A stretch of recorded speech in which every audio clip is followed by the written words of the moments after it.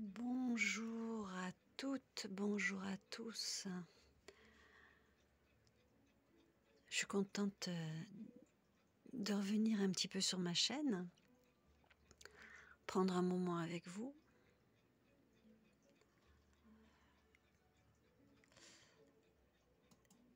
Aujourd'hui, je partage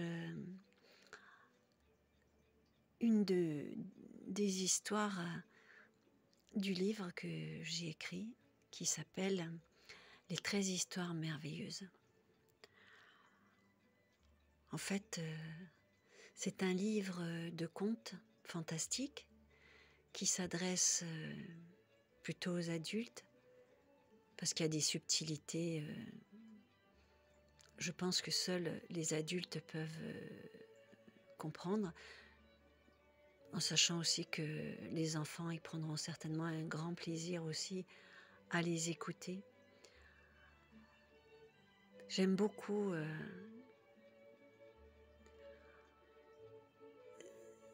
ce recueil des 13 histoires merveilleuses. J'ai eu tellement de bonheur à l'écrire. Après, vous savez comme moi que quand on n'a pas des relations, comment dire, sans passer pour une victime, hein, évidemment. Mais vous savez comme moi que quand on ne connaît pas des gens haut placés dans le monde de l'édition, vous pouvez toujours écrire tout ce que vous voulez. Voilà, c'est vraiment un milieu très fermé. Mais enfin, c'est pas grave. J'ai l'occasion de partager une de mes histoires issues de ce petit livre donc, qui s'appelle Les 13 histoires merveilleuses. Et donc j'ai l'occasion de lire ici la 4e histoire de ce petit recueil. C'est un moment entre nous, un moment où vous pouvez vous détendre, prendre un café, vous accorder 5 minutes de pause. On le passe ensemble ce moment et je débute cette histoire maintenant, la 4e histoire issue de ce recueil, les 13 histoires merveilleuses. Il est publié à la FNAC sur Amazon. L'apprentissage, puisque chaque histoire a un titre.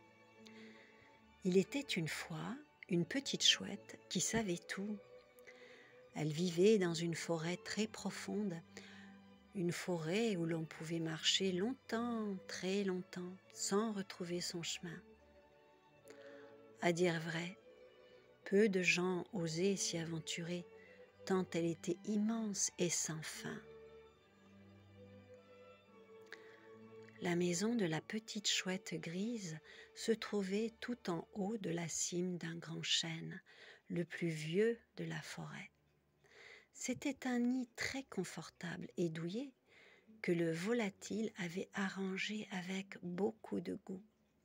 En fait, tous les animaux de la sombre forêt connaissaient bien notre petite chouette. Souvent, elle s'écartait bien volontiers de son habitat pour voler au secours des uns et des autres, tant elle pensait que sans elle, le monde ne pouvait pas vraiment tourner rond.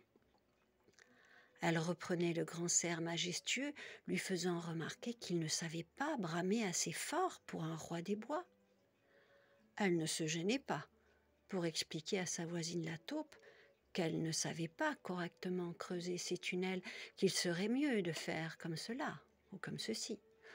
En général, ces phrases commençaient par « moi à ta place » et finissaient par « mais tu fais comme tu veux ».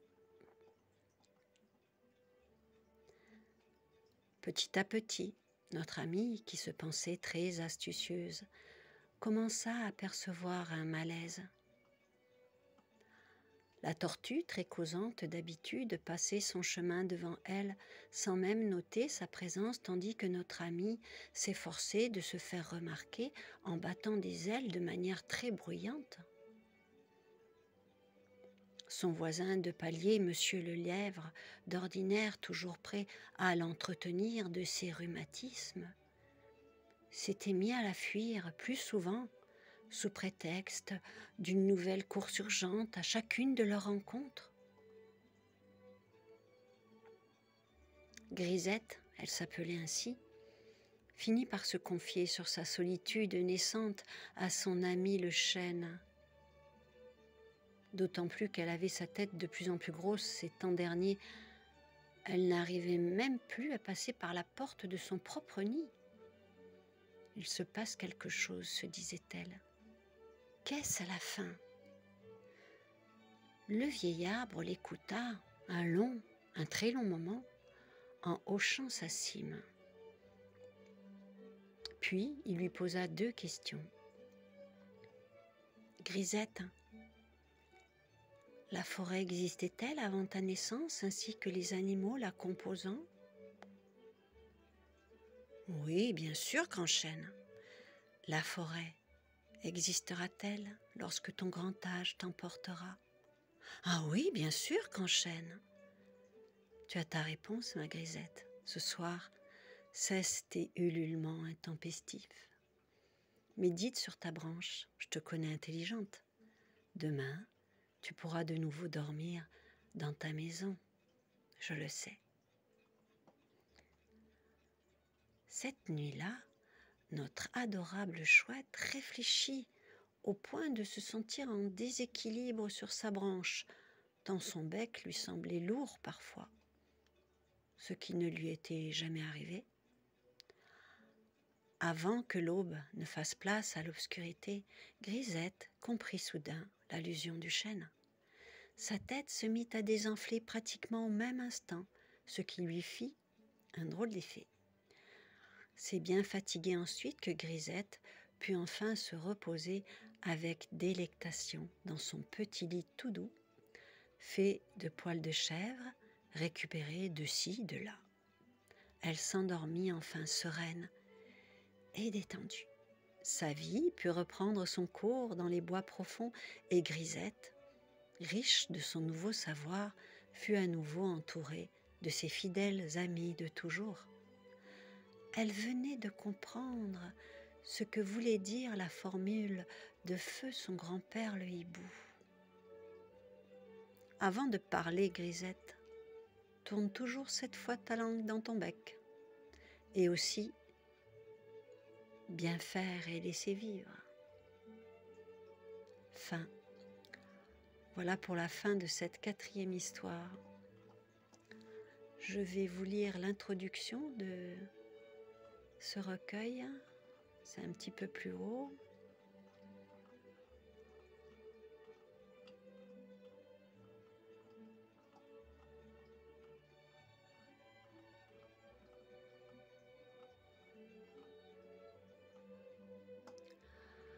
Les 13 histoires que je partage dans ce livret avec les lecteurs sont extraites de la collection des lettres de Saint-Jean dont je suis l'auteur, soit un recueil pour chaque mois de l'année.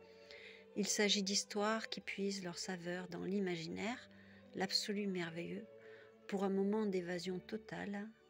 Bienvenue dans le monde des contes pour petits et grands. Voilà, merci pour votre écoute. Merci pour vos petits pouces, parce que comme vous le savez, pour avoir des référencements avec YouTube, il me faut des pouces. Voilà. Je vous embrasse et vous souhaite une très très belle fin de journée. À très bientôt.